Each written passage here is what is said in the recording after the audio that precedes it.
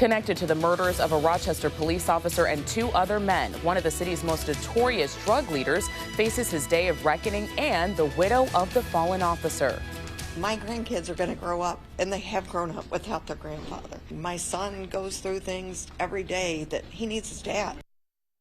The widow of Officer Anthony Mazurkiewicz, as she and her family endure life without their loved one, and today faced the man connected to her husband's murder. Good afternoon, I'm Karen Edwards. Matt is off.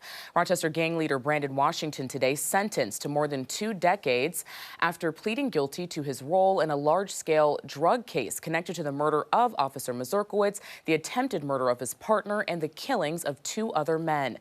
Authorities say Washington recruited Kelvin Vickers to Rochester from Boston to retaliate against a rival drug gang.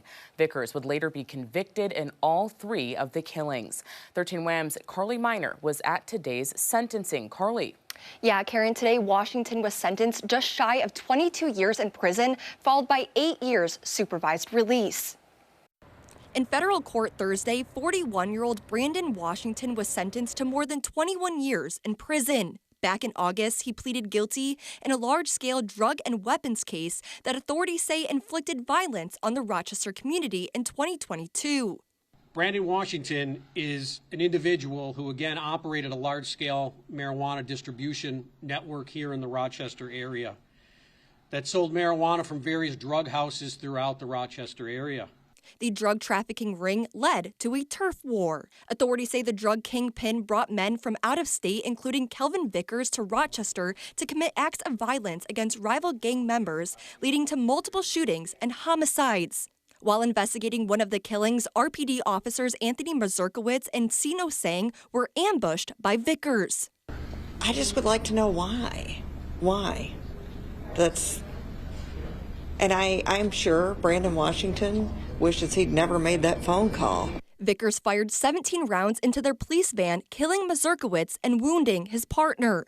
Vickers was later convicted of that murder and sentenced to life in prison. Lynn Mazurkiewicz says all of the 23 defendants prosecuted in this case, Washington was the only one to apologize. He dead stopped in front of me and turned and said, "I'm sorry." And I was shocked, and I said, "Why did he said it again?" And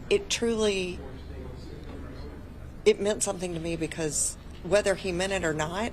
In court Thursday, the judge showed Washington a photo of Mazurkiewicz alongside his 2 grandkids.